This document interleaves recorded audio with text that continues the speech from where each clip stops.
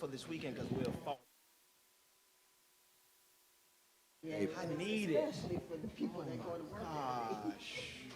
I get an extra hour's sleep. Oh, Lord, Lord. Instead of getting up Lord. at 12 o'clock, I'll have to get up at 11 o'clock. Because back an hour, right? Yes, yes.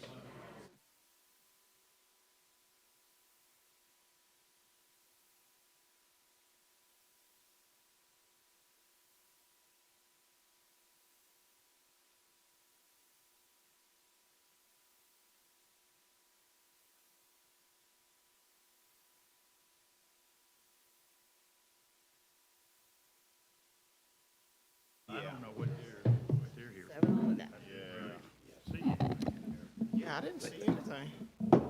Ladies and gentlemen, we're going to get ready to bring our meeting to order. I need to wait till the city clerk comes back in. She was trying to clarify something.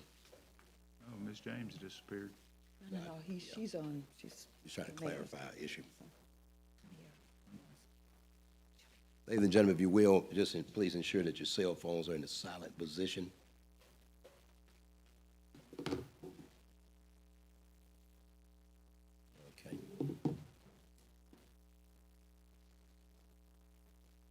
Got the air conditioner in here. I am cold.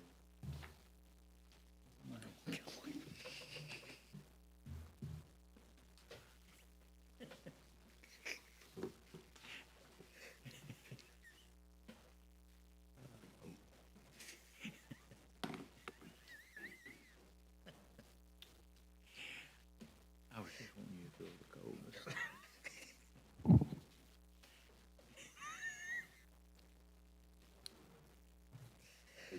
You weren't able to find her? Oh, oh. Okay, well, okay, I'll stop, and then we'll stop right there, those three. We'll stop right there at that point. Okay. It's another lady who's sitting out there. Yeah, I mean, you said three, and that's it, then we'll stop right there. But go ahead and,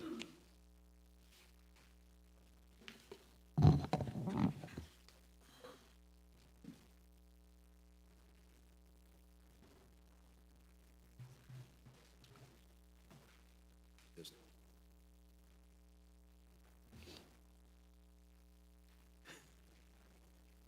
it's some, to 7 and up, but.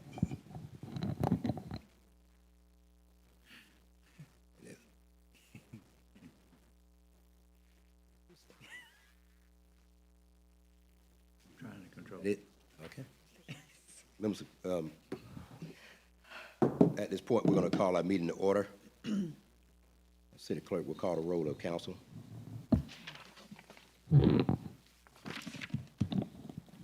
The Honorable Mayor Pro Tem Alex Heath, Present. the Honorable Linda J. Davis, Present. the Honorable Samantha Hudson, Present. the Honorable Hattie Portis Jones, Present. the Honorable Ulysses J. Smallwood. Present. Mr. Mayor, you have a quorum. Okay, thank you so I much. need to see if Serena is still on she's still on. So the attorney is, Serena Noel is on, and I believe the city administrator, Tony Phillips. Move on, okay. Members of the public, if you will, can you please stand for invocation? Father, we come before your presence with thanksgiving. We enter into your course of praise. Father, we thank you to pray over this meeting tonight. Dear Father, we just pray that right now it'll be done in decency and order. We just pray as the City Council of Fairburn, dear Father, can consider the agenda and conduct it in business in decency and order in your name. Amen. Amen.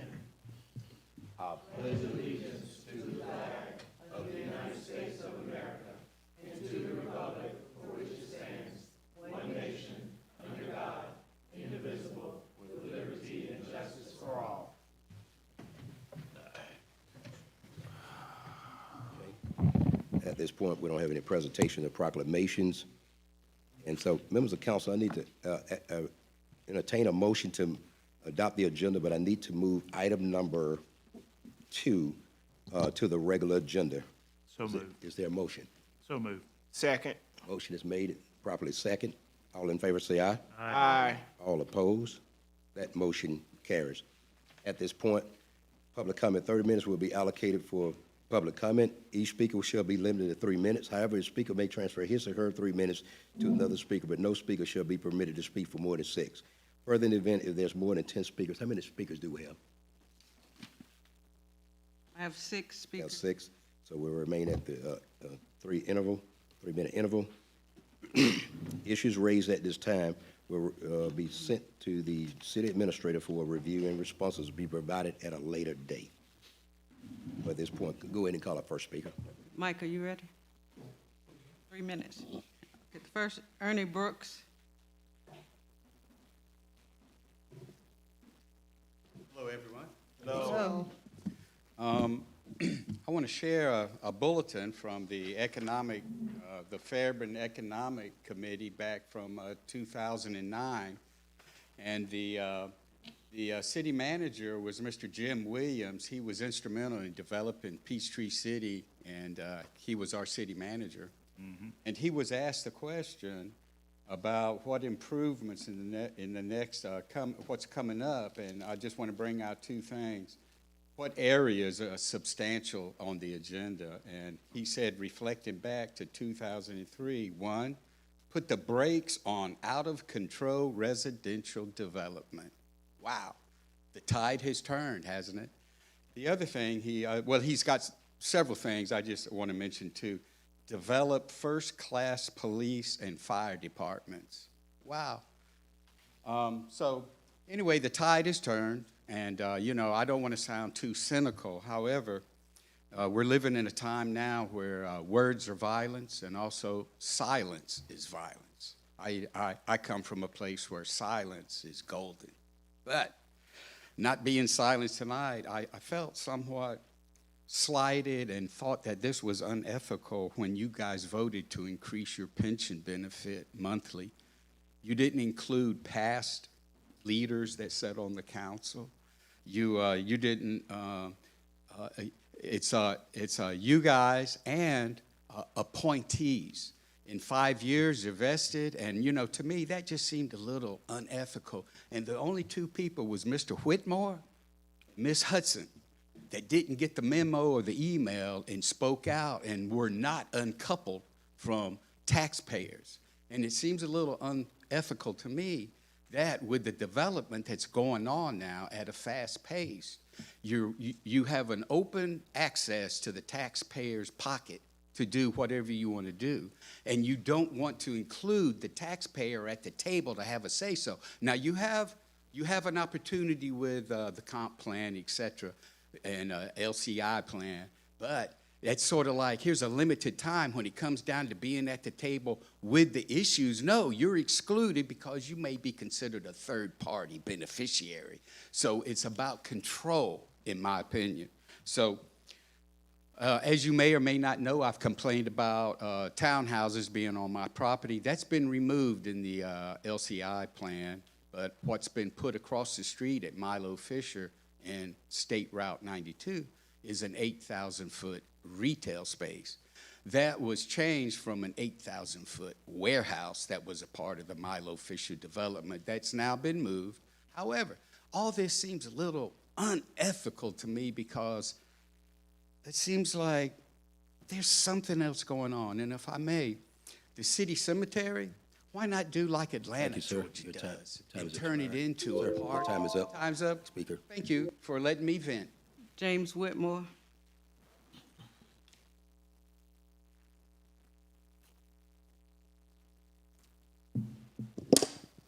Thank you.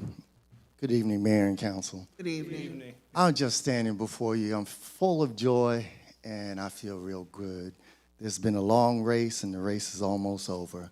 But I want to say to the citizens out there, this Friday on the 31st, my campaign is having a Cochrane Mill Brewery Presents Boo and Brew.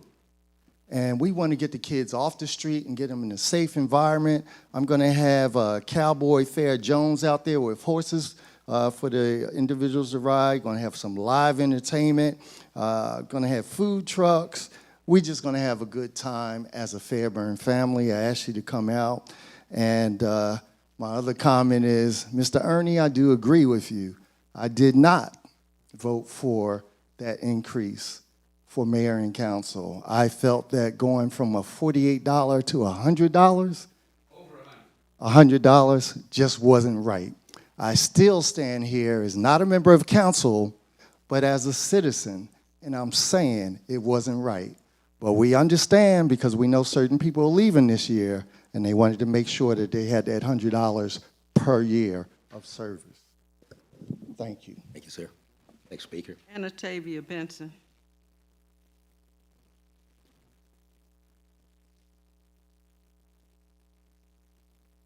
Good evening, Mayor and Council. Good evening. Everyone in the room and online. I'm sure you guys are used to, probably is tattooed on my forehead, about the property at 101 Durham Lakes Parkway, the proposal. I just wanted to let everyone know that all candidates now have the letter if you wish to express your concern.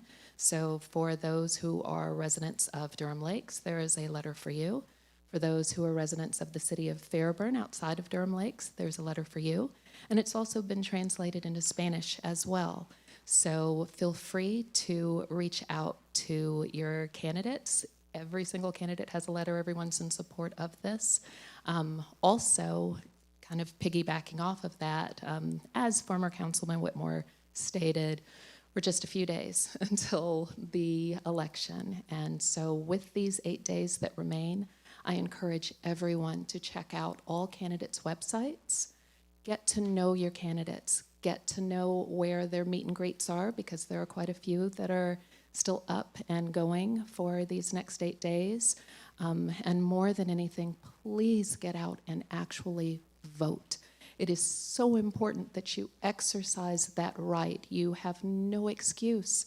If there are members that are put on council, or if the mayor is in place and you are unhappy with that decision, if you did not voice your thoughts, your heart in this, then there's no one that you can point the finger at except yourself. So please, this is more than a right, it's a privilege. And so exercise that right. And then finally, for council, I know we have a youth council. There have been residents of Fairburn who are unaware of how council meetings run, even now with everything that's posted on your website and through council members' websites. So what I would like to suggest is engaging the youth council to maybe make summaries of the council meetings in their own words that they can post on their social media platforms. It gets the word out a little bit further in their own words and their own language. And perhaps we can engage the youth council a little bit more, because we need to see them as well. We keep talking about the youth, so let's make them front and center as well. Thank you. Thank you. Next speaker. Danielle Mayweather.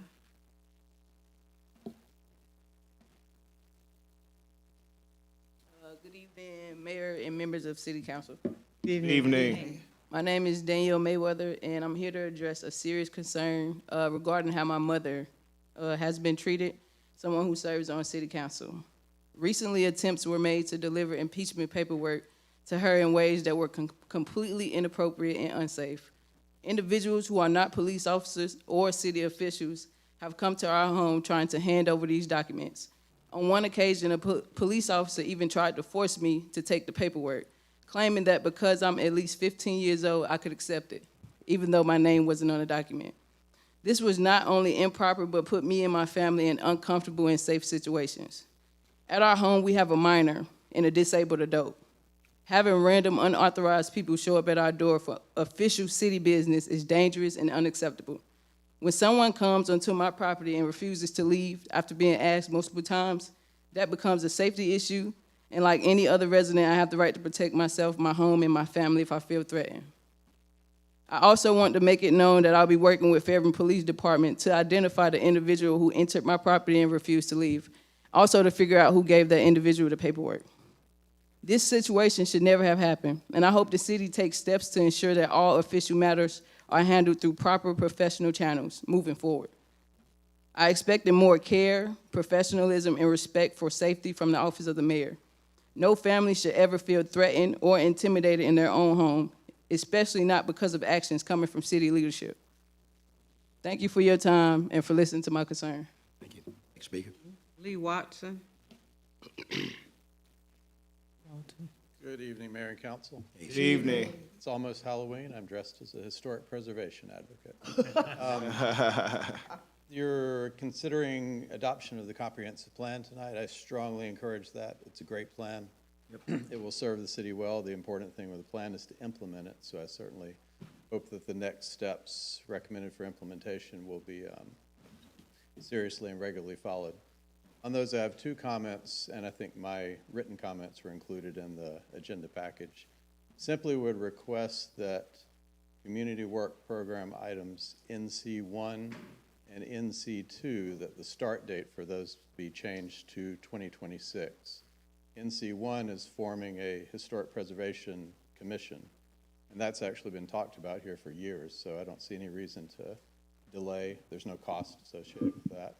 There's people who would be happy to serve. Item NC2 is the only work program item that mentions the courthouse, and it is slated to start in 2029. And with all that we've been dealing with the courthouse, surely there's no reason to wait 3 more years before giving it further assessment. I don't think that's the city's intent. I think it's just a matter of clarification. So I would encourage just simply those two X's be moved.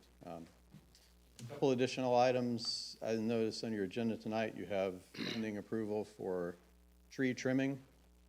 I would encourage, as you go forward as a council, to look at opportunities to similarly invest in tree planting and expanding and protecting our tree canopy. I perfectly understand the reason for the tree trimming and appreciate that and respect that. And I know that we have an arborist. It would just be great to continue to invest in tree planting as well. That's all I have. Thank you. Thank you so much, sir. Nikki Tyson. Nikki Tyson. Everyone. I actually just wanted to come and thank you guys. A couple of months ago, my property had a fire, and the fire department did an amazing job. I've been extremely busy, so I was unable to come sooner to just kind of give my props to them and just share it with you guys. That's pretty much it. Awesome. Thank you. Thank you so much. That's it, Mr. That's Mayor. our last speaker. Oh, okay. Excuse me, ladies and gentlemen. Members of council, you have before you the city council minutes for the city council meeting that commenced on October the 13th, 2025. Is there a motion? So moved. Is there a second? Second. All in favor say aye. Aye. Aye. All opposed? That motion carries. Members of council, you have before you minutes from the special call meeting that commenced on October the 20th, 2025. Is there a motion to approve? So moved. Is there a second? Second. Motion has been made and properly second. All in favor say aye. Aye. Aye. Abstain. That motion, yes, ma'am. That motion carries. And we'll go to our first regular agenda item. In this case, will be the comprehensive plan adoption. The first item is a comprehensive plan adoption. It is a request for mayor and council approval of a resolution to adopt the 5-year update to the City of Fairburn Comprehensive Plan to be entitled City of Fairburn Comprehensive Plan 2045. Okay, Greetings. go ahead. Greetings. Greetings. The item before you is the comprehensive plan adoption resolution. The item has been reviewed by several members of the public. They did a fantastic job of providing us with amazing transparency and feedback throughout this process. Why we plan, you've heard this before from the consultant, so I won't go through all of it, but just to make sure that we are being intentional about growth, strengthening our downtown key corridors, and aligning new development with infrastructure. Fairburn today, we have a lot of information in there, a lot of great information about population and why so many people are interested in coming to Fairburn and investing in Fairburn. But from the residents, we heard that they want a vibrant downtown, retail, sit-down restaurants, safer mobility, better managed development, more parks, trails, housing for all ages. Along with those initial comments that were a part of the process for developing the comprehensive plan, once the draft was completed, we did receive some additional comments regarding just strong support for it overall, more of a request for historic preservation, in particular the courthouse and downtown revitalization, while also making sure that everything is done in a way that's safe demand for quality retail, grocery store options, finer dining options, and there was a request for some zoning flexibility regarding Milam Road. The request was from a developer. They were hoping that the highway mixed use would extend, but that was not the direction that the residents provided to us, so we made sure that we adhered to what the residents kind of wanted to see in the feedback we received in terms of just infrastructure capacity. Of course, they can always submit their request, and we have always recommended to anyone who had any interests or concerns to formally submit their request so that it can go through the process of getting community input, transportation studies. But I did want to let you know that that request was a part of those public comments. As we all know, some of those key challenges that were mentioned in the comprehensive plan are congestions, truck conflicts, barriers separating north and south, limited housing diversity, the need for rural protection, industrial pressures on neighborhoods. And we know that our opportunity zone is the downtown area. It is a area that has a lot of character, it's a high redevelopment potential, and then of course with 74 having all of that investment from GDOT, but there were also concerns from residents regarding some of the other areas that were not necessarily on the major corridor, but wanting to see transportation improvements. So the vision statement, Fairburn grows with purpose, connects with care, and invests in what makes Fairburn unique. The plan foundation is really 3 elements: balanced growth, making sure people recognize great places, connectivity, safe transportation network, high quality of life, and strong community identity. That's, as we move forward, if this plan is adopted, that is the foundation. In terms of kind of what is new, one of the things that's always mentioned as a part of the conversation is transportation, walkability, making sure that things are, we have capacity for whatever new development is coming. But then utility, drainage capacity, verifying that if any person or developer is interested in developing in Fairburn, making sure that we have the capacity, that we are aligning any growth with those priority areas and making sure that those areas are infrastructure ready, along with the sort of traditional, does this fit? Does the plan designation have what the developer is mentioning? That's kind of our usual way of doing it, but the plan does calls for us to be a bit more comprehensive and just making sure that we have the capacity for the new growth. In terms of just general areas, of course, we all know that 74 has a lot of growth that's happening downtown. All of those are highlighted in the plan. So our smart growth strategy, just make sure to direct growth to downtown and our corridors, focus on infill and redevelopment and align zoning with infrastructure capacity, and maintain the rural Southwest and community character. And with downtown, we're looking to revitalize while also preserving that historic character, improving access and parking, making sure to focus on walkable blocks and public spaces and mixed-use housing and retail. And of course, with 74, thinking outside of just it being a place where people can drive through really, really fast and get to places conveniently, but thinking about transforming auto-oriented development into destination places, looking at beautification. A lot of that is happening with some of those investments, but just making sure that that is mentioned in the plan in a focus area. And also sit-down restaurants, which people have mentioned quite a lot, both in downtown and along 74. And making sure that our intersections are safe all around, especially in like the Foxwood area and those areas where they're not necessarily along 74, but they all utilize that area, so they want their connections to be safer. Housing, senior housing was mentioned, allowing people to age in place, missing middle housing, especially as it relates to folks like first responders, teachers, making sure people have access to homes, protecting the existing neighborhoods, and requiring quality design. We also mentioned mobility, sidewalks, freight routes that avoid neighborhoods, bridge barriers, roadway safety improvements. For economic development, again, that's grocery stores gonna come up a lot. It was mentioned quite a bit in the comprehensive plan because that was one of the things that folks said they wanted to see. And making sure workforce housing is aligned to high value jobs. As it relates to utilities and infrastructure, playing utilities ahead of growth. Broadband is one of those things that the state requires all local governments to include. And of course we did that, and just also understanding that there are areas where we will need upgrades, and then stormwater resilience. And just a couple of things in the capital improvement priorities, downtown access, gateway design. Our LCI study did a fantastic job of looking at different options, and then Highway 85 interchange and 74, the Oakley Industrial Boulevard upgrades, looking at Greenway connection, and of course, water and sewer expansion. And where we are now, if this plan is approved, we would proceed with looking at zoning reforms to make sure that what is in the comprehensive plan and what is in the zoning, that we make those two areas connect.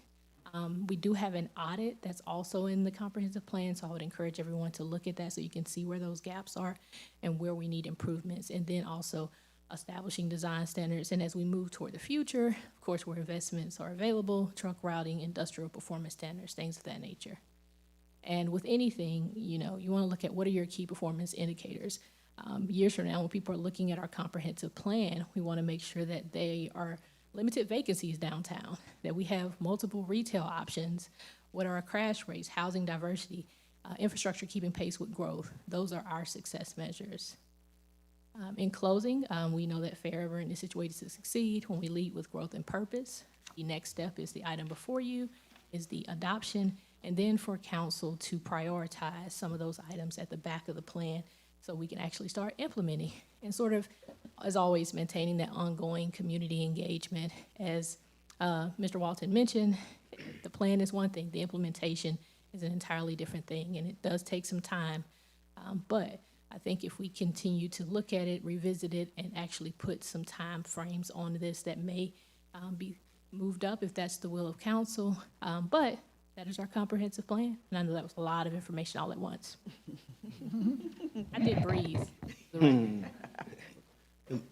Members of council, we'll bring it to the floor then, Mr. Smallwood, I'll let you start. Members of council, can I bring an item to the floor? Is there a motion to adopt? So moved. Second. Motion by Mr. Smallwood, second by Ms. Hudson. Okay, and Mr. Smallwood, you had some questions. Go ahead, sir. And it may be not the time right now, because I do know that you stated that those were just comments, but I'm seeking a little clarification. If you could give it to me, because I saw Mr. Walton's comments, but I also saw the other comments. And like I said, I know this may not be the time, but was that proposing houses, building houses to rent? No, one of the, if you're talking about Mr. Walton's, his. No, not Mr. Walton's. Okay, yes, Other so there ones. was a developer that is interested in doing some new developments in the city along Milam, close to the new fire station. Their request was for the highway mixed-use zoning designation, and that wasn't what the community wanted. We did talk about it to various stakeholders, and they wanted residential, and they thought that was appropriate, but not necessarily the highway mixed use, which is what you see for the properties that are along 74 and actually touch 74. Right. They thought residential was appropriate, but I mean, with anything, we have to look at sort of the infrastructure capacity, traffic, all of those items. So if the developer or anyone is interested in moving forward, they would have to answer those questions, along with making sure that it matches that character area, which is residential, but not necessarily high-density residential. Yes, thank you. Okay, all right, thank you. Congratulations. I know that this was a very long process, and probably one of your biggest projects yet, right, Miss? Was it? Definitely top 5. It's one of the top 5 big projects, so we're here now, and I'm great. I'm great with the community engagement, how the community bought into this, the process, and the consultants that worked with our city to get this done. And so we're at a point where we're getting ready to adopt this plan. And so for our residents and our colleagues, I want us to talk about this. Adopting this comprehensive plan isn't just about land use and zoning, it's about vision and investment. Plans without funding are just wish lists. What makes ours powerful is how we position it to fund itself through innovation, collaboration, and stewardship. For too long, cities like ours have relied solely on general funds, splosh dollars, or the kindness of grants. But forward-thinking cities, the ones that thrive, are using, of course, now impact fees, public-private partnerships, green infrastructure credits, and creating funding tools to turn vision into reality. Imagine pairing private development with public purpose, where a business corridor helps pay for road investments, or where a greenway expansion is supported through environmental credits and philanthropic partnerships. We can explore tax allocations, districts for redevelopment, infrastructure banks for major corridors, federal programs like RAISE or LWCF to match our local investment with national dollars. Innovation also means accountability. For every new funding mechanism should come with transparent reporting. Citizens should know where each dollar goes and what return it yields, and quality of life, safety, and opportunity. So when we vote to adopt this plan, we're not just approving pages of policy. We're declaring that Fairburn's growth will be intentional, will be equitable, and financially sustainable. We're saying that our future will not be limited by what's in the bank today, but expanded by what we can imagine and responsibly build together. So this message is about let's innovate, let's lead, let's make sure Fairburn's comprehensive plan isn't just adopted, but let's activate it. Thank you. No, I'm good, Mayor, thank you. Good. Okay, I had a couple of things. Excuse me. I had the can in my mouth. Ladies and gentlemen, this comprehensive plan document is pretty extensive, 500-plus pages. I went through the entire document for the last week. And so long story short, there's a couple of pages I'm just going to ask those that are taking notes or looking again. There's so many areas I would love to tell you to look at, but a couple of them brought by, if you make sure, if you just notice on page 20, and it talks about the plan purpose, what has Fairburn accomplished. It'll give you almost 9 categories in different areas. Again, this information was done with the public, so it's not the staff, it's a collaborative effort. But please look at those accomplishments of what Fairburn has accomplished on page 20. Also, we talked about housing earlier today in our workshop. So again, would you go to look at, when you get a moment, please review page 27 where the information starts to talk about the size of housing as it relates to, at a glance, in the city, in the household size incomes. Another area that caught my attention while going through it was start on page 69. It deals with the jobs. I apologize. I'm trying to flip as I'm talking to you. On page 69, you'll see where employment, jobs, and workforce. Again, workforce development is a major thing right now in all government, not just Fairburn, all county, all 159 counties and 500-plus cities. So if you look at the key on page 104, again, this is a 500-page document, so I couldn't sit here and tell you every single item that I thought was important, but in particular, page 104, and I'm trying to flip through it. Excuse me one second. Talk about it. Page 104 talks about key takeaways as it relates to this study and as a result of this exercise. Again, there's tons and tons of information, but those are just some key areas I thought would be a great start for those that don't want to sit time and literally read through this entire document. The final area, and there's a great appendix in the back, great appendix, but the final one would be look at page 195 that talks about next steps. What is the role of government? And so that's a very, very great, in this case, as relates to the role, as relates to the funding, as it relates to how the city and its partner and private partnerships acquire actually the funding to pay for some of this and what we're talking about doing. So again, the document is extensive, 500 pages, but again, there's 1, 2, 3, 4, 5, 6 areas that I wanted to identify that I thought was very eye-opening when I was going through the document. So I just want to mention that. Members of council, does anybody else have a comment? Go ahead, Ms. Davis. Yes, thank you, Mayor. Yes, it's a very extensive plan, and I would like to have a complete copy of the comp plan myself. I like papers. I don't like looking. I mean, I look through on my phone, but I would like a copy of that. And I would just like to congratulate and thank everyone that participated in the different plans that we have here to pull this comprehensive plan together, especially our citizens. You were diligent, you showed up, you participated, you voiced your opinions. And that's what makes this city the city that it is our citizens. We wouldn't need to be here if you all weren't here. So I want to thank you so much for your involvement in this. After all, you are Fairburn. Right. And our staff. Ms. Denise, thank you so much for your leadership. It is awesome what you do and how you do it, being so cool and calm. And other staff members that participated in this comp plan, council members and everything. It is a document that I can also put my name on, and I don't put my name on a lot of stuff, but it's a document to be extremely proud of. And I also agree with our colleague, Samantha Hudson, and some of the things that she said was just right on as it relates to this document. So my hat goes off to you. And the other big thing that we have to do is implementation. So thank you. All right, any other members of council? Seeing none, all in favor say aye. Aye. All opposed? That motion carries. The next item is the Department of Natural Resources, Land and Water Conservation Fund Resolution and Agreement.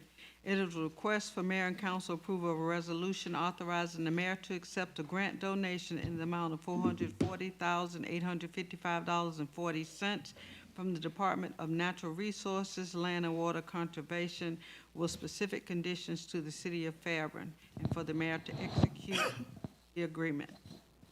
Okay. Members of council, you have before you Department of Natural Resources, Land and Water Conservation Fund Resolution and Agreement. Is there a motion to approve this? So moved. There's a second. Second. Any comments by council? Ms. Hudson, go ahead. Just have a couple of questions. Okay. Did you want to do a presentation? I on it? can, yeah. Go ahead. So almost to the day, we came to you guys last year, October 28th, to ask your permission to go ahead and apply for this grant. The grant was awarded to us. We have been awarded through the Land and Water Conservation Fund, known as LWCF, to support the renovations of Mario B. Avery Park. This project will include the addition of a walking trail, outdoor exercise equipment, a water feature, and upgrades to meet ADA accessibility. This park is located within a walkable community right next door to City Hall, and this would allow visitors a place to exercise, a place of leisure, especially next to our senior facility, as current conditions don't allow for any access with anyone with any type of limitations. So this project, we're really excited about it. I just want to say that this is a part of the Parks Master Plan. This is something that we went through last budgetary year, was through our Parks Master Plan. So we are continuously trying to find funding options to continue to push this plan forward. This is the first project in the plan.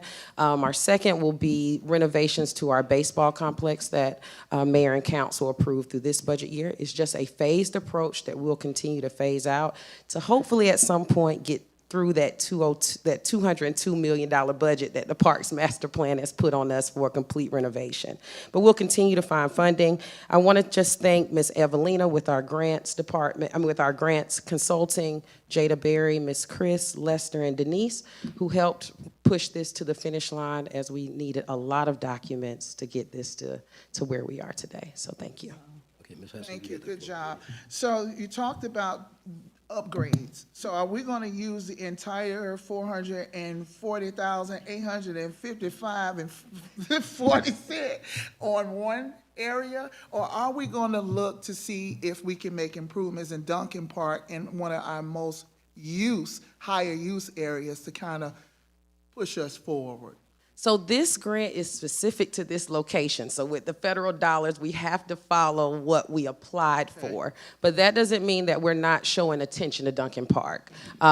we are continuously going after grants, looking at things that we can do to get Duncan Park to where it needs. The Parks Master Plan identified a lot of deficiencies throughout our park system. We really don't have a park system. So the goal is to establish that park system here in Fairburn. Duncan Park needs some love. And we're going to start giving some love to Duncan Park through this budgetary year, thanks to the dollars that you guys have allocated for us. Should be some noticeable changes, but there's a lot to do. So I want to say we're going to have to phase it in, but we do have a process, and we're going to continue to work through it, work through the plan, and try to identify funding sources. Definitely the impact fees will help, but also other options to try to get our park system to what a North Fulton County park system looks like. Thank you. And so how were the priority, how did we prioritize this park over Duncan Park, and what community input supported that selection? So, as we mentioned last year, once we were notified of this grant, we needed a shovel-ready project. Prior administration, our past planning and zoning director, worked to get a plan for Mario B. Avery Park prior to her departure. Mm-hmm. So we already had this plan in place. It just had not been implemented due to lack of funding. When we saw the grant and what all was going into to get the funding, there's a lot of details that are needed. To have something that was already mapped out, that had already gone through a lot of processes, we had to run with it. And as we're trying to get some quick wins and some low-hanging fruit, we couldn't let that bypass. But Mario B. Avery Park is identified in the Parks Master Plan as an extreme park improvement project. Through our Parks Master Plan, we did have a lot of community engagement that came in, identified different areas. People came in with areas that focused them, that they really wanted to see happen. Mario B. Avery was more of a highlight for our seniors that live in the manor and some of our communities that kind of walk around this area.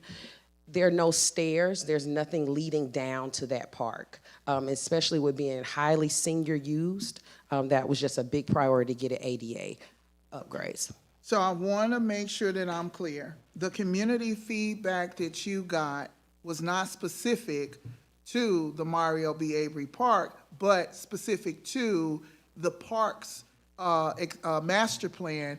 And in the time that you engaged residents at that time, you got feedback that talks about prioritizing the Mario B. Avery Park in your move with this grant funding? Or was it one of the ideas that you said, we have the data of what we know people said, we have this opportunity, we don't want to lose this opportunity, but we may not have specific input to this, but we have this opportunity? So it was more the latter. We didn't want to lose out on this funding opportunity. As we try to chip away at that $202 million whole price tag that the Parks Master Plan identifies that it will take to upgrade our system completely, that we couldn't let 500,000, almost 500,000 kind of slide out, especially when we had a plan that was done through prior administration, a prior staff member. We needed to take that to the finish line, especially when we were presented with the opportunity to do it. Now, for future grants and future opportunities, we are constantly planning to identify a park location over on the other side of the city at Johnson Road, to make some baseball upgrades to Duncan Park, which our baseball community was heavily involved in our Parks Master Plan. We had an entire meeting that lasted probably 2 to 3 hours about baseball upgrades. The plan identifies a baseball complex to be built. That's not something that we can do in a blink of an eye, but what we can do is put some funding into our current baseball complex. And that has already started with the paving project that Lester led, that parking lot, if you've ever been to our baseball complex, for years it's been gravel. It was paved couple of months ago. It's been paved. So that kind of kicks off that we have some more things that we need to do to that space. Fencing, scoreboards, backstops. So a lot of stuff, don't want to get into the weeds, but while we do have a current complex that we need to maintain, our goal is to have a baseball complex, and that's what's identified in the plan.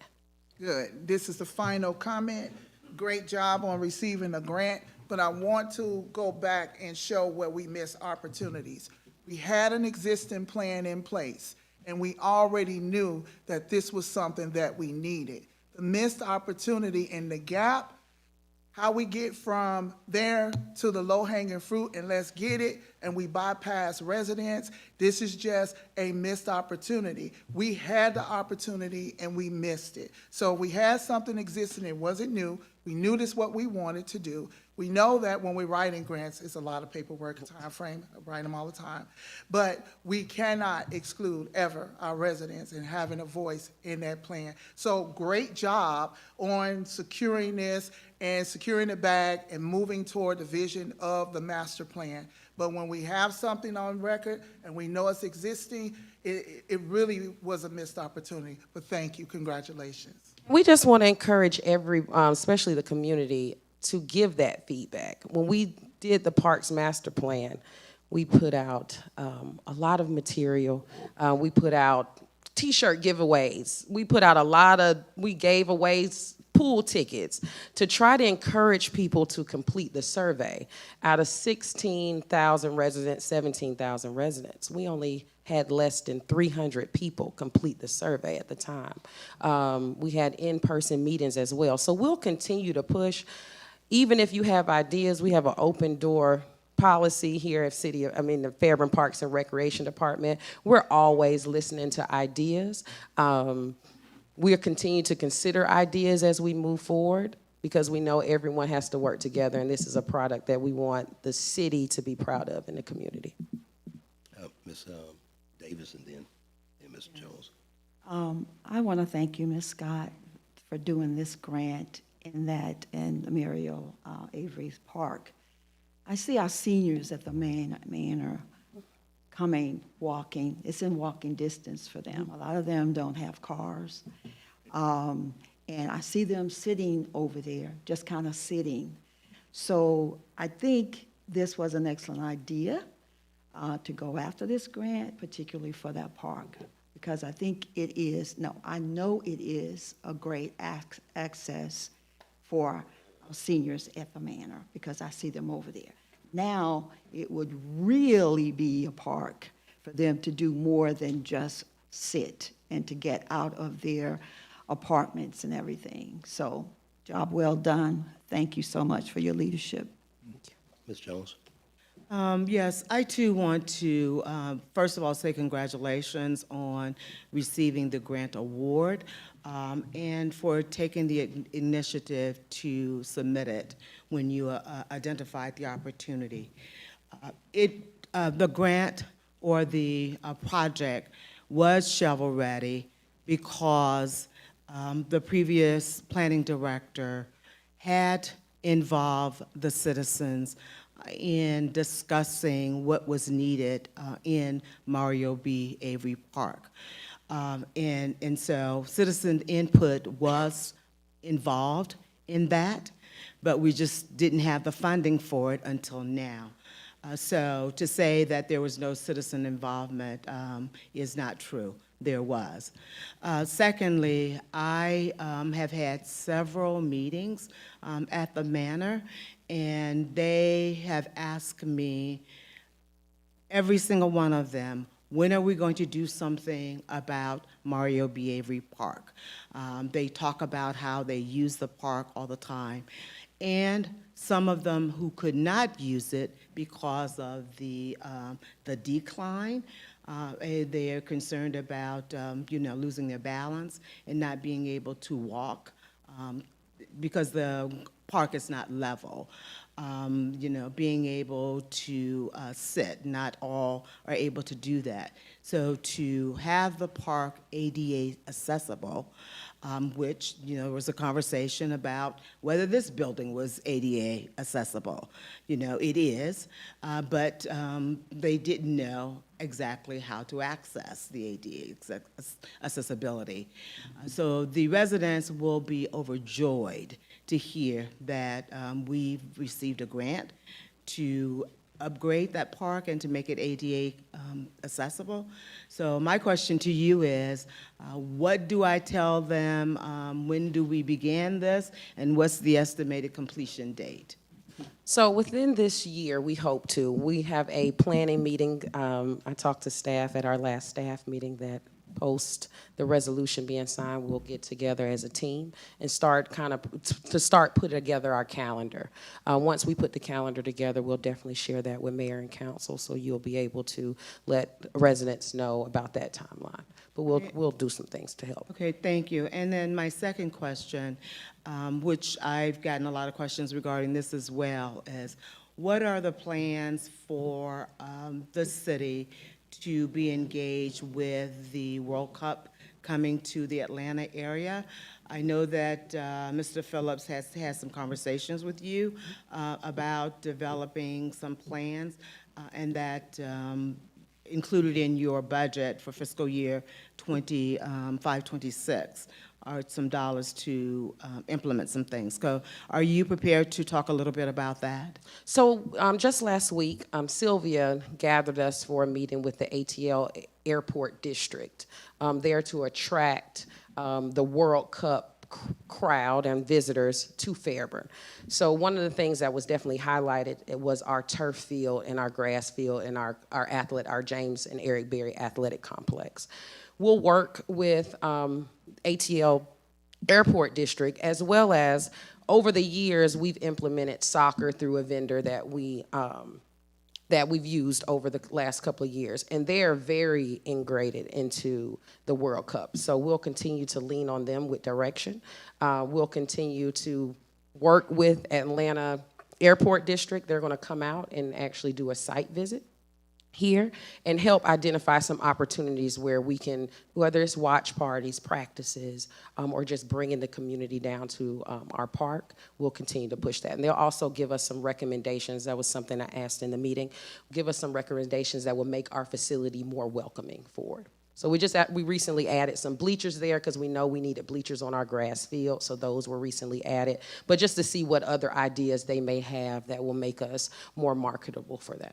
Well, that's terrific to know. Time is of the essence, so we ask that if you would keep this body informed of that progress. All right, thank you. Any follow-up? Mr. Heath? Okay. Go ahead. Yeah, I just want to thank you as well. I've lived here all my life, and when I was a young man, I played baseball on the Little League baseball teams out of Duncan Park many years ago. And at that time, of course, the pool was open and stuff like that, but then it was closed due to black mold and stuff like that in the pool. And then we worked to get that straightened out and refurbished and removing of that old building that was over the top of it, the housing and everything. So I for one, just appreciate the fact that you got this awarded money because we really need something in town for the senior citizens. And like myself, there's a lot of people that can't necessarily get in their vehicle and drive out, or maybe elderly or whatever. But having something here centrally located, more so for the downtown area of Fairburn, is a great idea. And thank you for what you've done. I just appreciate the fact that, like I say, nearly $500,000 in a grant. I mean, that you just don't get that every day. However, we had looked at, I think off of Bohannon Road out in an area that we acquired from Fulton County as to do some stuff there likewise. But you have to take one thing at a time. And this, to me, is a great start. And I'm just so thankful that you had the foresight to get that money. Thank you. And let me mention this, ladies and gentlemen. First of all, the park next door, Mario Avery in this case, is a high-value amenity for seniors. Coincidentally, my mother actually lived at the Manor at Broad a year and a half before she died. So she got a chance, even though she was in a wheelchair, several of her friends, and I know because I came over on a regular basis, And but let me tell you, and I want to thank Tarika Peak, who actually was hired during my last administration. Great lady, great manager. And so I want to thank her for basically putting that in place, to basically shovel ready, I call it. But the thing that I believe me and you may have had this conversation maybe 2 years ago, and I'll tell you when it really hit me, and in my efforts not to overshadow management, I just asked questions, if you remember, and I said, when is Avery Park going to get touched? And the reason why, I'll tell you what brought it to my attention. And I apologize, I can't remember what the event was. It was actually Nell Smith. If she's listening, she may or may not remember it. And I was trying to help her down, I guess, take pictures or something, and she almost fell, along with 2 other residents, not that same day. And that's when I realized the slope is just too dangerous for us not to go ahead and do whatever it takes for seniors. With as many seniors that live in the Manor Broad that love to sit in this park, the thing that this is the reason I'm so excited about this, because whether it's my mother, whether it's your mother or grandmother, the ADA compliant is very important. Number 2, I shouldn't have to be worried about if a senior wants to come to the park, that worst case scenario, they fall and tumble down a hill. And so that, again, this is great foresight. I wish I could sit here and say that we got it done earlier. But again, I'm not a micromanager of things that needed to be dealt with before this very point. So I want to say thank you, because again, one thing I'll give you credit for as a manager is a lot of people that may not know that and haven't dealt with you. You're real serious. If you don't believe me, look at that Fairburn Festival. She's real serious about, between her and Lester, you're real serious about priorities. Yes. And you may say, sir, I want to do that, but here's why. I got to go here first. So you've done that to me several times. So I want to say again, thank you again for a job well done with this. And I want to thank again Tarika Peak for having the foresight as a great manager, which she is to this day. And so, One follow-up? yes, ma'am. You know you're a rock star. You know you did it well done. For a point of clarity, I want to be very clear, because there's no need to rebut things that are fact. When I'm talking about community engagement, I think you and I have built a very strong rapport during the time we were doing the master parks. Just want to paint a picture. You're a rock star. Want to paint a picture that when we have administrations that change continuity and services, you guys are charged with that. Today was the first day that I learned that we had a shovel in the ground project, right? And so with that comes with clarification. But one of the things that we cannot ever diminish is any opportunity to engage our residents. I wouldn't care if it was 10 or whatever. Ms. Hudson, we engaged, we did it. I know it's hard. I know, because I helped you get more of them people fill out that survey for the park thing. So with that being respect, thank you, congratulations. But overall, as our practice in situating to succeed, we're not successful without the micro, and that is the individual nuclear family. Thank you, rock star. Thank you. And then, and I apologize.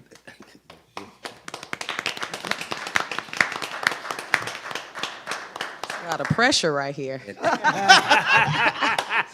And my closing statement on this, in this case, actually, we brought this item to council, if I remember. It was brought to council, rather. And so, again, we got the input and got both legislative and personnel over at the Vanna Broad. Again, like I said, that was important to me because of so many seniors that I've come back and forth that sit at that park, especially during the summertime. So, again, thank you, thank you, thank you. So, with that being said, members of council, all in favor say aye. Aye. Aye. All opposed?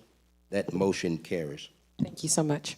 Next item. The next item is the approval of task order number 34 with Atlas Technical Consultants for right-of-way acquisition services on the Brooks Drive Extension Project. They're asking for mayor and council approval of this project on Brooks Drive Extension Project for an amount not to exceed $183,745. Members of council, you have before you request for approval of a task order number 34 with Atlas Technical Consultants for a right-of-way acquisition on the Brooks Drive Extension Project in the amount not to exceed $183,745. Is there a motion? So moved. Second. Is there, okay. And I'm going to go ahead, I apologize. Let me let you brief that first. All right. Good evening, Mayor and Council. Good evening. Good evening. The Brooks Drive Extension Project is a T-Splosh 2 Tier 1 roadway project identified in the City of Fairburn's approved amended T-Splosh 2 project list that was amended November 13th, 2023. The Plan review comments for the 60% plans were provided to the design consultant on June 24th, 2025. The right-of-way plans were received on September 18th, 2025. 90% plans will be submitted upon completion of right-of-way acquisition. The approval of the task order number 34 will authorize Atlas to perform the right-of-way acquisition services to include title services, appraisal services, negotiations, closing services needed to acquire the 21 parcels for the extension of Brooks Drive. Okay, and let me bring it forward. Let me do the legislative piece again. Can I entertain a motion to approve? So moved. So moved. Motion is made by Mr. Heath, second by Mr. Smallwood. Any questions or comments? Ms. Hudson, go ahead. You know, I just got 3 little questions. Okay, yes, ma'am. This is the total amount. Do we need to add anything to it? Or we good and clear with this $183,745? Okay.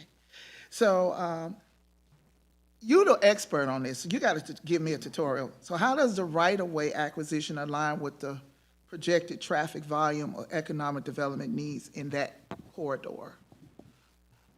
Repeat that question. How does the right, I thought it was just me. I was like, how does the right-of-way acquisition align with the projected traffic volume or economic development needs in that corridor? So in order to construct the project, you have to acquire the right-of-way. Okay. So that project itself will provide an alternate entrance, exit for that is a 171 lot subdivision, so provide a direct access for those residents and their visitors to downtown Fairburn. See, I told you was giving me a tutorial. I don't know. Did we send this out to bid? Send what out? Was this a bidding for this project? The project hadn't been put out to bid yet, no. Okay, and This is so, just for the design, so in order Okay. to complete the design, you have to acquire the right-of-way. Now the plans are currently at 60%, so we can't take the plans to 90% and 100% until all the right-of-way has been acquired, because if we can't acquire the right-of-way, then the alignment may change, so we have to acquire the right-of-way before you can finalize the plans. see, I'm smarter now. We getting the right away. Thank you. any other members of council got a question regarding this Brooks Rise, which is 1 street over? Okay, seeing none, all in favor say aye. Aye. All opposed? That motion carries. Next item is a tree trimming contract with Trees Unlimited for FY 2026. It's a request for mayor and council approval of the agreement with Trees Unlimited to clear the right-of-way of tree limbs and heavy vegetation for the protection of the overhead electrical distribution infrastructure, and authorize the mayor to execute the agreement FY 2026 in an amount not to exceed $180,000. Go ahead, sir. Good evening, esteemed mayor and council. Good evening. Staff is recommending that the city of Fairburn enters into an agreement with Trees Unlimited, a vetted and approved Electric Cities of Georgia contractor, to carry out the 2026 fiscal year tree trimming contract not to exceed $180,000. Trees Unlimited have been a proven city resource in past years for tree trimming and vegetation control for our overhead power line electric infrastructure. With the electric division's proactive and aggressive implementation of our citywide tree trimming and vegetation control efforts, we have significantly reduced mass outages, damage to existing electric infrastructure and equipment. With the continuous and vigorous efforts made in this program, we anticipate future success against outages from this source in each annual trimming year. Thank you. Members of council, you have before you a trimming contract with Trees Unlimited for fiscal year 2026. Is there a motion? So moved. There's a second. Second. Any questions about comments? Yeah, Ms. Hudson, go question. ahead. How frequently is each zone service, and what's the complaint response time with it? If we don't have a complaint response, let me draw that back. How often are we tree trimming, and how do we know what zones that we're doing it in? That's a very good question, Ms. Hudson. The zones that we used to use, we would do it by circuit. But since we have had such an outage issue with it the past few years, we've turned it into a city-wide effort so that we're not just following each zone with circuits out of, say, the substation on this side of town or the substation on the other side of town. When we bring the tree trimmers in now, we are trimming every right-of-way and neighborhood. Well, hey, I'm done, thank you. Ms. Davis and then Mr. Smallwood. Go ahead. Yes, and I would like to compliment your department for getting this contract and doing this when it is needed, because in addition to the wires, you also have areas of the city which I live in where there's just two lanes, and then you have the trees that's growing and hovering over to the point, and if you come around that curve, that could be an accident because you don't see it. You're trying to avoid the trees, the limbs from hitting your car and stuff like that. And that's on Vickers Road, all the way across 138 on Vickers Road. So since you all have been doing that, I mean, the neighbors are satisfied with it, and the area looks much better. So thank you so much for this forethought and continuously doing it, because those limbs do grow back. Yes, ma'am. Mr. Smallwood. Yeah, I just had a quick question. I want to go back to what Mr. Walton said earlier, because you may not be able to answer it, but maybe anybody with staff can answer it about the tree trimming. I know we're talking about tree trimming, but the also replanting or planting of trees. I think Mr. Walton said something in his opening comments, because we are seeing a lot of development, a lot of, industrial structures, neighborhoods. What do we have in place to, replenish those trees we're taking away? Because, our canopy is disappearing very fast in the metro Atlanta region. Maybe it's not for you, but, anybody for staff, what do we have in place?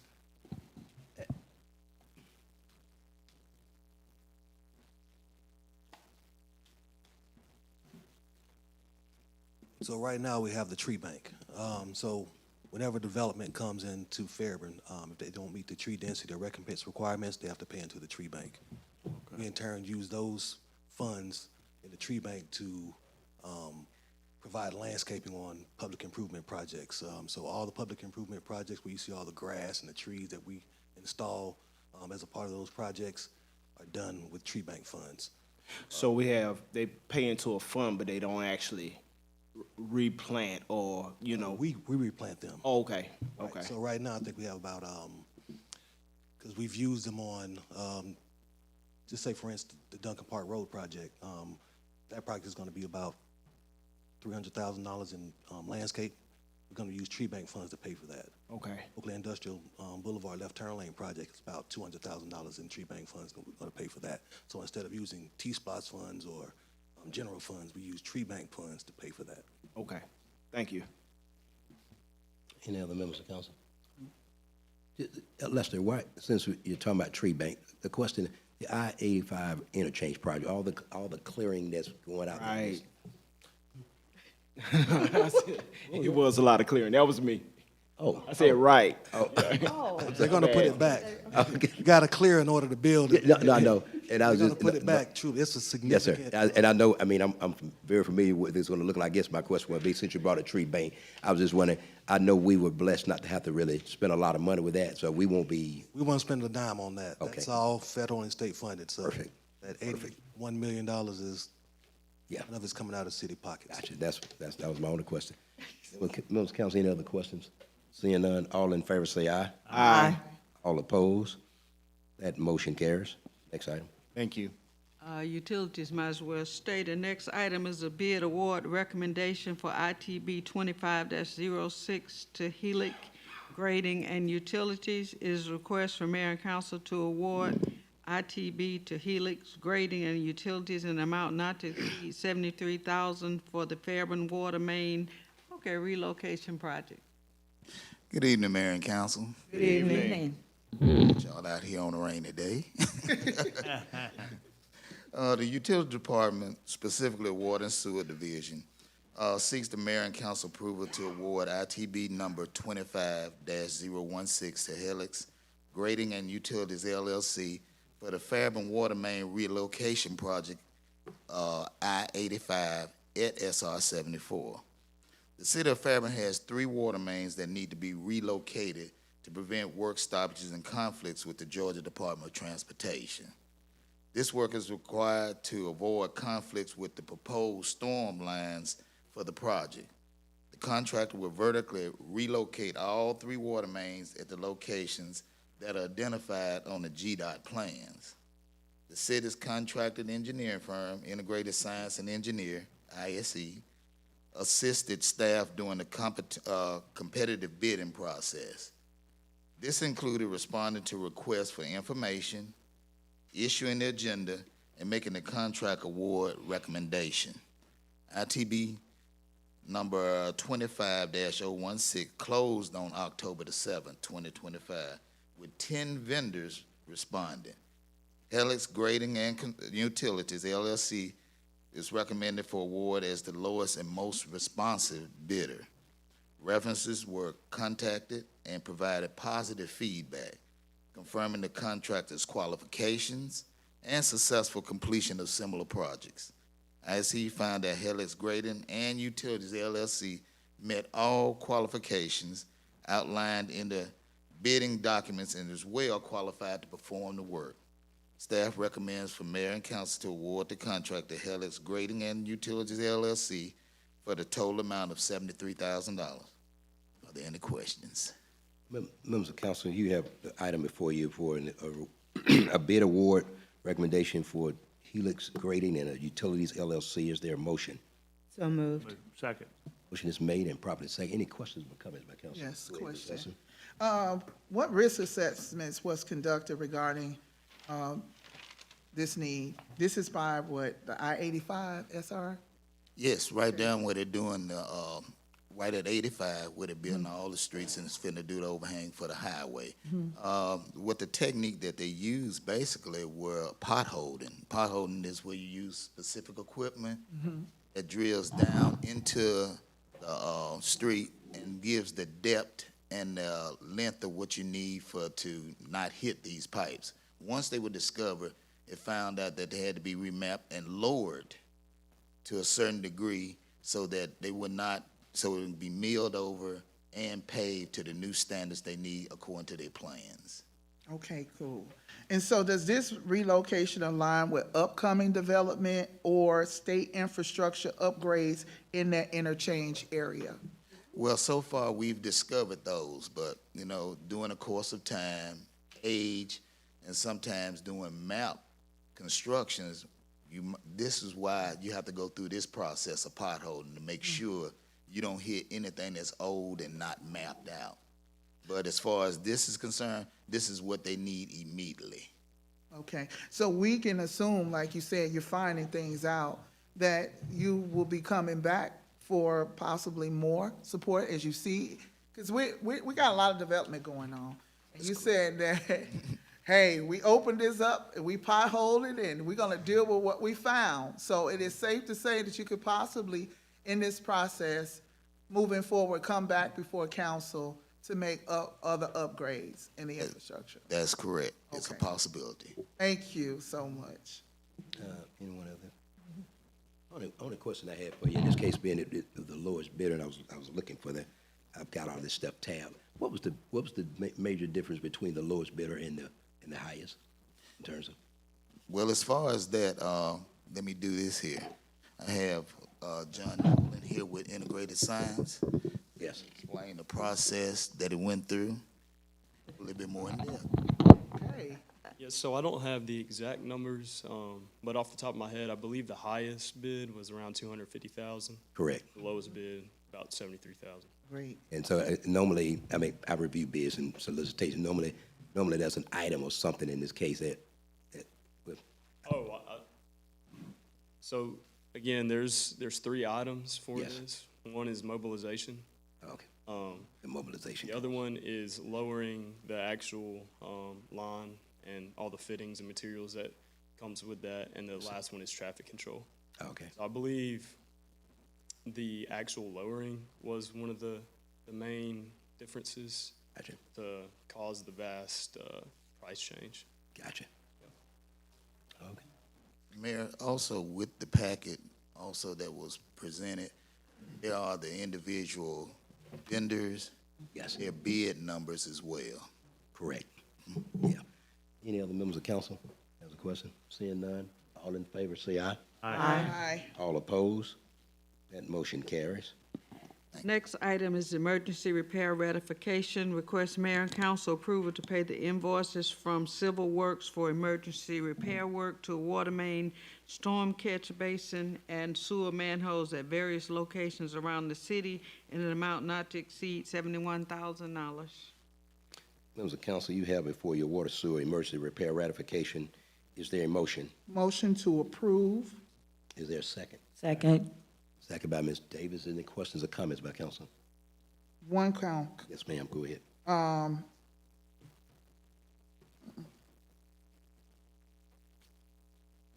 You know what? Maintenance logs. Let's talk about that.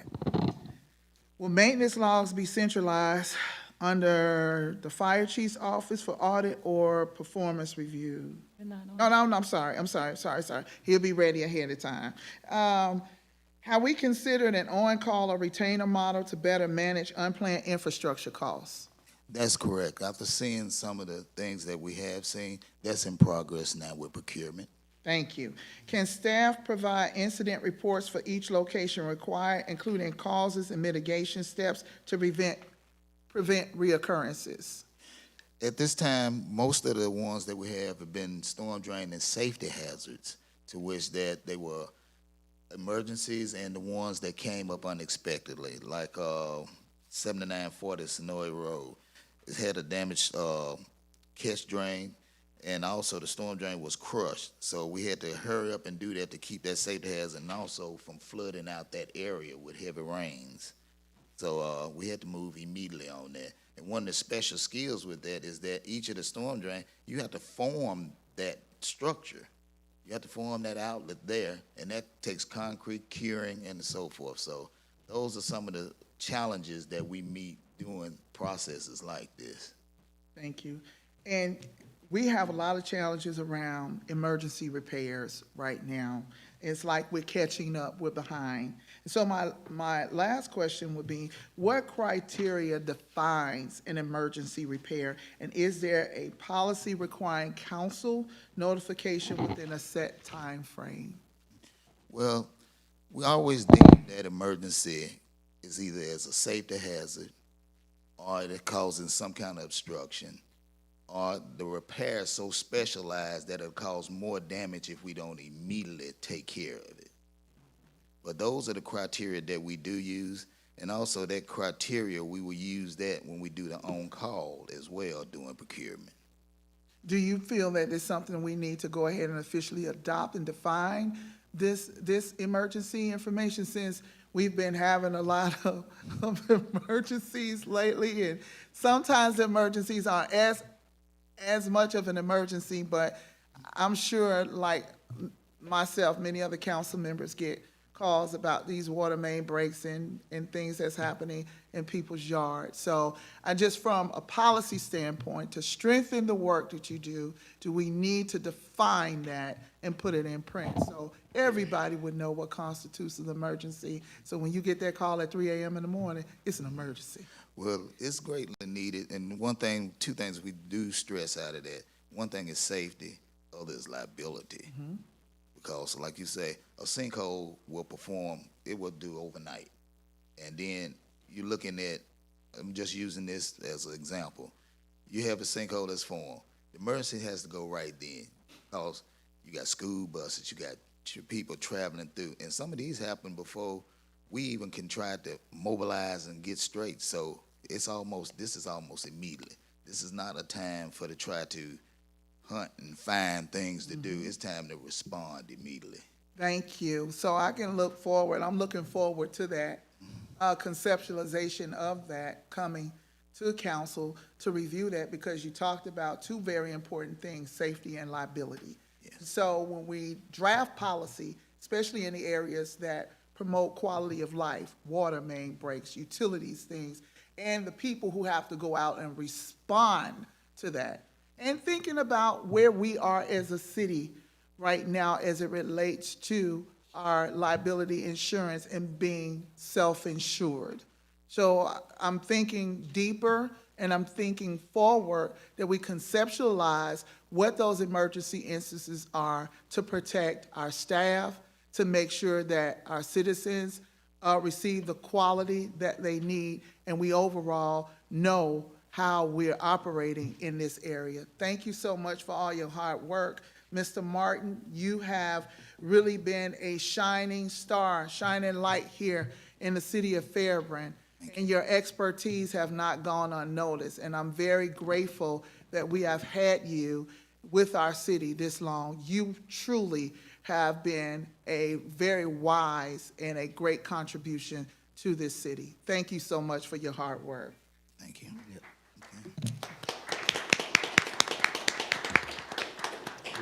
Any other member of council has a question? Amen. And I just want to mention publicly, ladies and gentlemen, the vendor that we're actually awarding the contract to has a great reputation. I've dealt with this vendor a lot for contract work, both at Charlie Brown Airport and in the Public Works Department in Fulton County Government and the city of Atlanta, the truth be told. And so this vendor, again, like I said, has a great reputation. And one of the things I want to give our utility and water department credit for in this case was just within the last 3 years, the staffing that has been acquired in-house, as well as some of the contractors that we brought under contract, so that we can give up what I call an accurate assessment of the emergency status, so that we can limit the liability, as you put it earlier. Again, because I'm aware of a lot of these vendors, I'm looking at the vendors that are being selected through the bid process. Nobody's giving a contract. They're actually bidding for the work. And we're blessed that we're ended up with these type of vendors like Civil Works. So with that being said, members of council, is there a motion? All in favor say aye. Aye. All opposed? That motion carries. The next item is on-call fire truck services, repairs, and maintenance award. It is a request for mayor and council approval to award ITB number 25004, on-call fire truck services, repairs, and maintenance to Randall Brackett Fire Truck Repair and Status Atlanta Operations, doing business as Status Truck Trailer Repair, and execute service contracts with each vendor for an initial term of 1 year with 4 optional 1-year terms. Good evening, Mayor and Council. Good evening. As stated, the fire department is seeking on-call fire truck repair services to Randall Brackett Truck Repair and Status Atlanta DBA Status Truck and Trailer Repair to execute service contracts with each vendor for an initial term of 1 year with 4 optional 1-year terms. The fire department is requesting mayor and council for approval of on-call fire truck repair. Members of council, you have before you a fire truck service repair and maintenance award. Is there a motion? So moved. Is there a second? Motion is made and probably say, any questions or comments by council? Yes, I have a Mr. Jones, go question. ahead. Yes, Chief, is this a new vendor, and what have you done in the past? Only one of them is a new vendor. Which one? Status Truck and Trailer Repair. Okay. Our procurement department handled the bids, and so we're presenting this to council through the bid process. Okay. And then what did you do in the past for repairs? Did you have an on-call vendor? Well, the trucks we bought early on during our inception of the fire department were on maintenance contracts, like we did these last new trucks we bought. Okay. So those contracts have expired? No, the new trucks are still in place. These are the trucks that we exist. Yeah, for the original ones. Okay. All right. Thank you. Mr. Heath, and then What is the cost for the contract? Well, it varies depending on the repair. You can have a truck with a ball valve problem, it might cost us $400 or $500. Or if a transmission goes out, it'll be $20,000. So it really varies. And I would have to come back to council, of course, with a $20,000. So they don't have like a warranty that they're selling, you're basically getting this company to come in and do repairs? Yes, sir. Not a warranty? No, sir. Oh, okay, got it. any other members of council? Go ahead, Ms. Hudson. Did you remember that question in the back? How are you gonna keep up with those logs? Okay, so it was just one question that I had about, will the maintenance logs be centralized under the fire chief office for audit and performance review? Yes, we do that. That's how I go about presenting to you guys whenever I want to buy new apparatus. We look at the log for the maintenance, repair, and dollar value, and how often trucks go down or go into repair. And then also the company that fixes it, they keep a log for us as well. And it's also important to have it if a citizen roll up on you and wanna check on how you handling the equipment. Absolutely. All right, thank you, Chief. Okay, seeing any other questions, members of council? Seeing none, all in favor say aye. Aye. All opposed? That motion carries. Thank you. Next item is the Finance Director monthly report.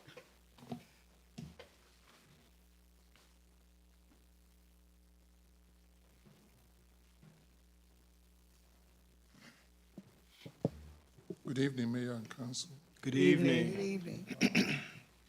I'll be presenting the finance report for the period ended September 30th, 2025.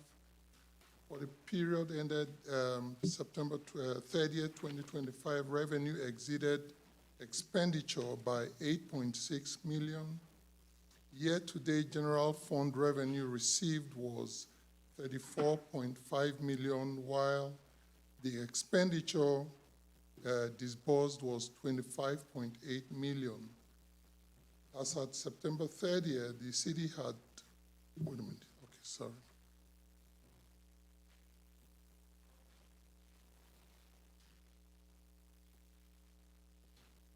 As at September 30th, the city had collected 90.3% of the budgeted revenue and had expended 70.7% of the budgeted expenditure.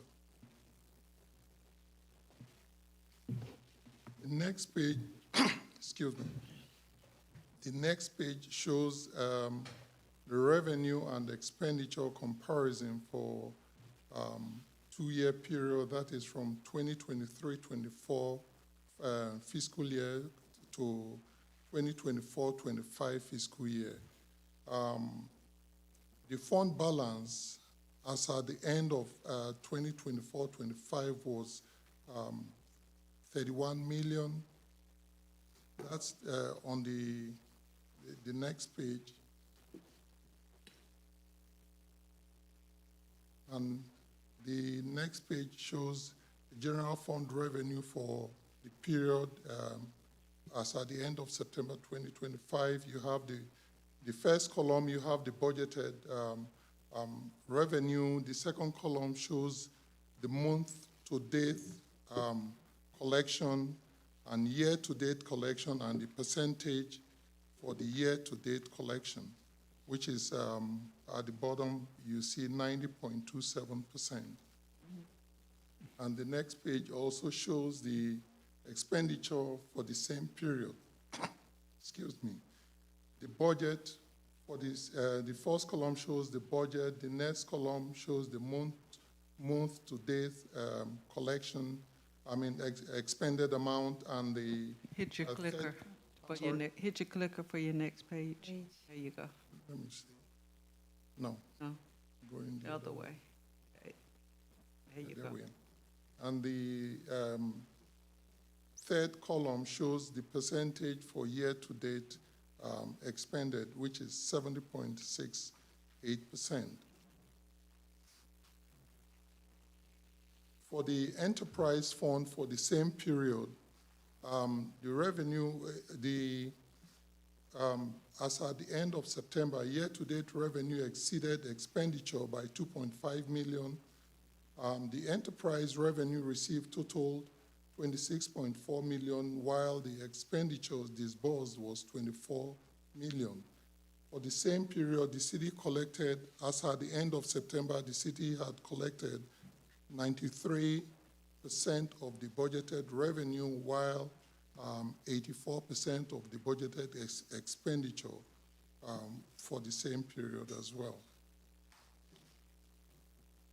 And the next page shows a breakdown of the total year-to-date collection compared to, that is the revenue compared to the expenditure. At the bottom, you'll see that the revenue over expenditure was $2.476 million.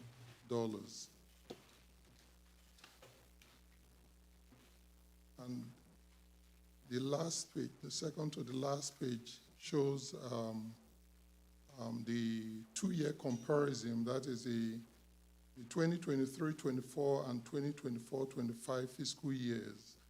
And you'll see that for 2024-25, the revenue fared better compared to the 2023-24 because it's for 2023-24 is 21.9 million, while for 2024-25 it's 26.4 million. On the expenditure side as well, the expenditure for 2024-25 exceeded that of 2023-24 by about 2 million. And the total revenue over expenditure at the bottom is 2.47 million. And I think that's all there is about it. If there's any question, I'll take it. Any member of council have a question about the data that was just presented? Let's go ahead, Ms. Jones. Yes, thank you for that update. So we have begun our new fiscal year 26. When do you anticipate closing the books for fiscal year 25? And secondly, what's the plan for our annual audit? For us at the end of September, we were able to close the books for September before on the, I believe it was 9th of October was when we closed September. We improved on the closing date since I resumed office, and we are on track to close the books by the middle of November. We are on track to do that, unless for any unforeseen circumstances. I'm sure we're going to close the books by the middle of November. And then I'm sure there will be some tidying up to be done. And then by the second week of January, we expect the auditors to come on a field visit and start going through the records. Right, so are we on par to receive the contract for the auditors? Yes, ma'am.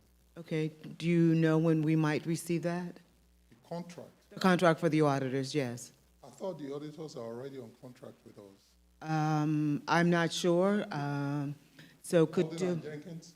Yes, but for the new fiscal year, to close out these books. Yes, So ma'am. we've already, Yeah, yes. they came on a field visit, I think it was August when I invited them. They came Okay. and we had a meeting and agreed that by the second week of January, they will return and start the auditing process.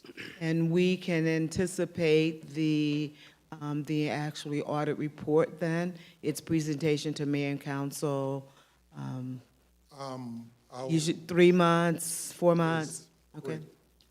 April, May. Yeah, about that. Okay, all right. Thank you so much. Any other members? Go ahead, Mr. Heath, go ahead. Yes, sir. Can you tell me how much we have in reserves? Reserve, I think it's about 22 million. 2 million? 22. 22 million? Yes, sir. Okay, got it. Thank you. Okay, any other members of council? Actually, the city manager is actually willing to do his report. He's just gonna have a screenshot. You won't be able to see him, but you'll be able to hear him. So, I'm sorry, sir, you finished, right? Yes, sir. Okay, sir, thank you. Okay. Okay, Next well, is the city administrator's monthly report. okay. Mr. Good evening, Mayor. Good evening, Mayor and Council. Are you able to hear me okay? Yes. Yes, good evening. Good evening to each of you. I have been monitoring the meeting. Unfortunately, I was hindered medically and was not able to be there with you in person, but I am absolutely proud of our competent staff who are able to move forward as they did in tonight's meeting. A couple of highlights from the month of September City Administrator Report. On the infrastructure for the city, the Public Safety Complex completed the construction planning phase, and they are now applying for their land disturbance permit, which has been submitted and is under review. Simultaneously, we're also coordinating with the Georgia Department of Transportation with some right-of-way issues that are attendant to the construction of the public safety complex.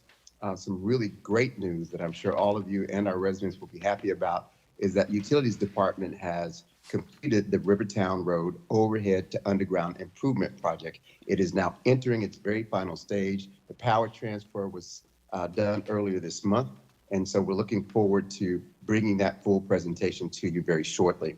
Also, with communications, they have finalized our comprehensive communications policy, establishing a clear citywide standard for internal communications, media relations, and emergency messaging. Good news on the economic development front. We signed our official signing ceremony with Buttermilk Biscuit to move into Fairbury's historic commercial district. That's a key milestone in our downtown revitalization plans. They are looking forward to moving in or beginning the work in that space to be able to open in the very near future. Human Resources hosted the city's second annual Employee Appreciation and Field Day on September 11th. It's an opportunity for us to express appreciation to our employees for all of the hard work and dedication they provide to the citizens of Fairburn. They enjoyed some team building games and fellowship, and it was a tremendous opportunity for us to take a moment to recognize all of their hard work. And the last update you've already addressed earlier this evening, the Planning and Zoning Department, led by the very capable Denise Brookins, completed the final draft of the comprehensive plan, which you approved tonight. Thank you for that. And lastly, the code enforcement team attended certification training through the Georgia Association of Code Enforcement, otherwise known as GACE, further strengthening our commitment to safety, compliance, and community engagement. Some of our code enforcement officers received specific certifications, including the manager of that division as well. And with that, I will pause. The report has been provided to all of our elected officials via the agenda packet and is posted to the city's website so citizens can look at that report at their convenience. Thank you, Mayor. Does any member of council have a question about the information City Administrator just presented? I just have one question. Go ahead. Mr. Phillips, here's praying to your speedy recovery. My one question regarding the Buttermilk Biscuit restaurant opening, any idea when have they begun the renovations, and when might they be scheduled to open? Time frame? We do not, I'm sorry. Yes, ma'am. We do not have a specific timeline yet. That is a coordination between Buttermilk Biscuit and their team. They have architects and other folks on board. They're finalizing their plans for the internal renovation of that space. Once they do that, they will, of course, have to come to the city for all of the permits attendant to that work. And as that process moves forward, which I would anticipate in the next 30 days, there would then be a construction timeline or a renovation timeline. As soon as that is available, we'll provide that to Mayor and Council, but it is active and ongoing. So as soon as they finalize their plans, bring that to the city and apply for the necessary permits, we could then tell you what the anticipated opening date would be. All right, thank you so much. Yes, ma'am. Any other members of council? Okay, seeing none, I'll move to the city council comments. I'll start with you, Mr. Smallwood. All right, just a few comments. Of course, thank everyone for coming out. Kudos to all of the great presentations tonight. We have an excellent staff, as you see, and they are doing an amazing job. Want to also, again, just send a shout out or a congratulations to Apostle Danita Jones. Attended a great service yesterday in the Lightning community and at In His Great Name Ministry. She actually was my introduction to Fairburn about close to 25 years ago with the prayer walks. I used to live in Union City, but I would come down here for those prayer walks. And so I always want to give honor where honor is due, because the Fairburn we see today is a Fairburn that has been built by a lot of hardworking people and elders in the community who you may not see. Also, too, if you're so inclined, please, please, please, I'll preface by saying I'm a weather nerd, so I am definitely paying attention to what's going on in Jamaica, Category 5, one of the strongest hurricanes that region has ever seen, as well as I'm from New Orleans originally. So I remember looking at Katrina that night, and I remember how my family was affected by Katrina, totally changed their lives. So please, if you're so inclined, pray for Jamaica, as well as we're in this bubble, this beautiful place called Fairburn, and it seems like it's a unreal place, but there's also a government shutdown that is in place. So also, please pray for, I have a brother actually who's affected. He's a Capitol Police. He's on dignitary services, and he is affected by that shutdown. So please, yeah, Fairburn, we got some great things going on, but please just pray for our larger community. Thank you. Okay, Mr. Heath. Yes, I likewise want to tell our staff how great I think y'all are. You really have brought many things to the city, have helped to restore a lot of things, such as I mentioned earlier, Duncan Park, the pool was a great asset. It's restored, and just so many wonderful things. And like I say, we as elected officials can't do it, but you guys are doing it, and we appreciate that. Likewise, as many of you know, I'm not running for re-election again, and 16 years is quite a while, and so I am looking forward to retiring. I'm 75 years old. It's time to lay down and relax for a little while and not be on a call, for call meetings or whatever like that. So I appreciate that. And then too, congratulations to my daughter that just had twin girls. So I'm headed tomorrow morning to Decatur, Tennessee to see her. She had the twins, and then they put her back in the hospital, and she said she lost 14 pounds of fluids from the delivery. And so she had to go back in the hospital, and she just got back out. And so it's like I told her, you're most important to me of everything here on this earth, except my fur babies and my son, of course. But at any rate, I just want to thank each and every one of you that came tonight and have supported what we have done in the city all these years. And thank you all so much. Thank you. Tonight. Ms. Hassan. Thank you, Smallwood, Jamaica. Hit my heart. Good evening, Fairburn family. Let's talk about something simple but sacred, your vote. Voting isn't just filling in a bubble on a ballot. It's declaring I will not sit quietly while decisions are made about my future, my children, or my city. Fair government only exists when you show up.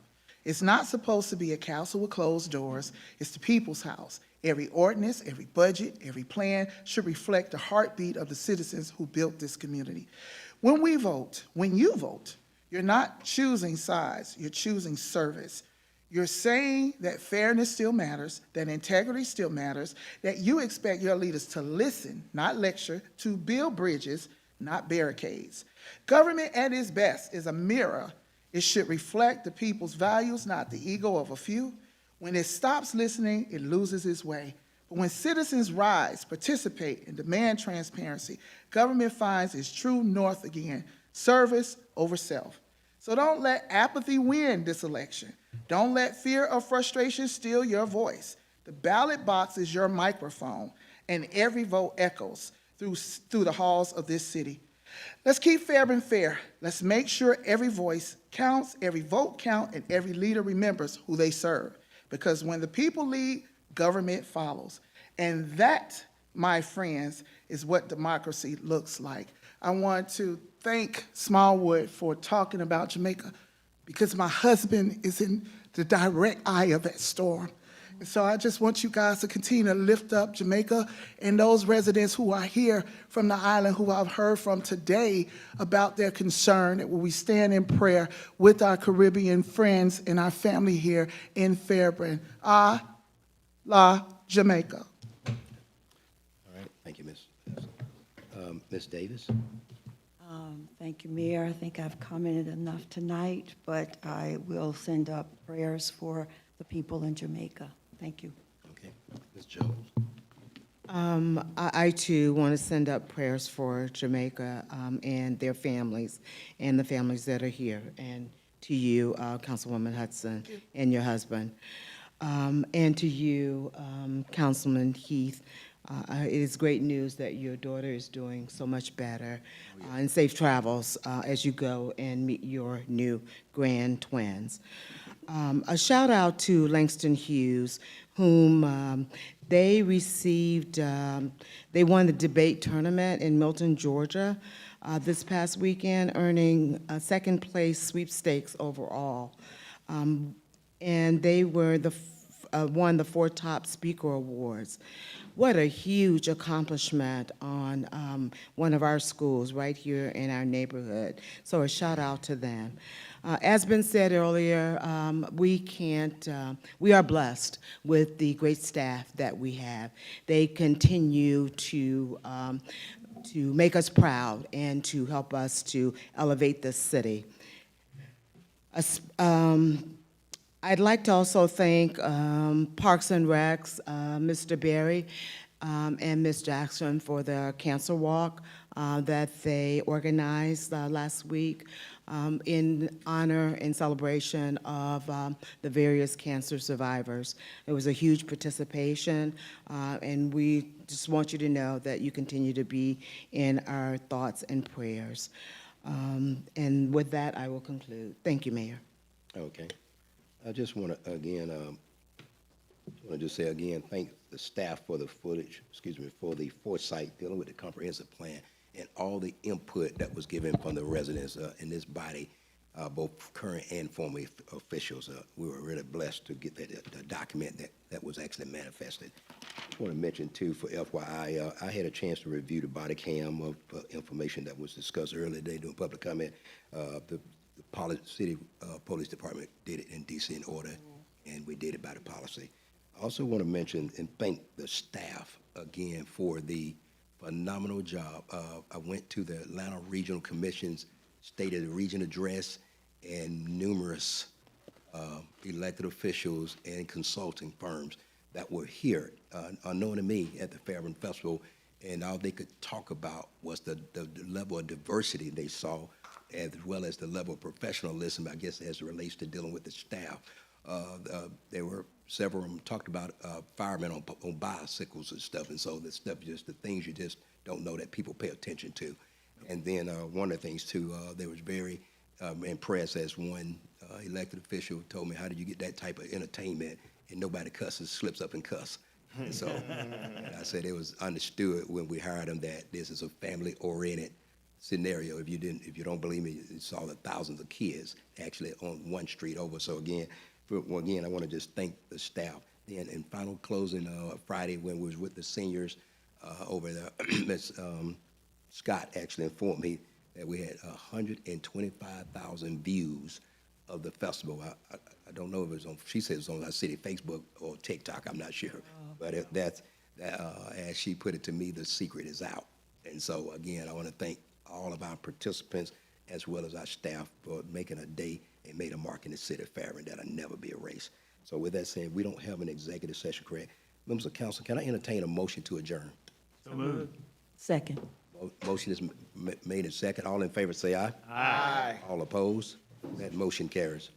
Thank you. Have a good night, ladies and gentlemen. Aye.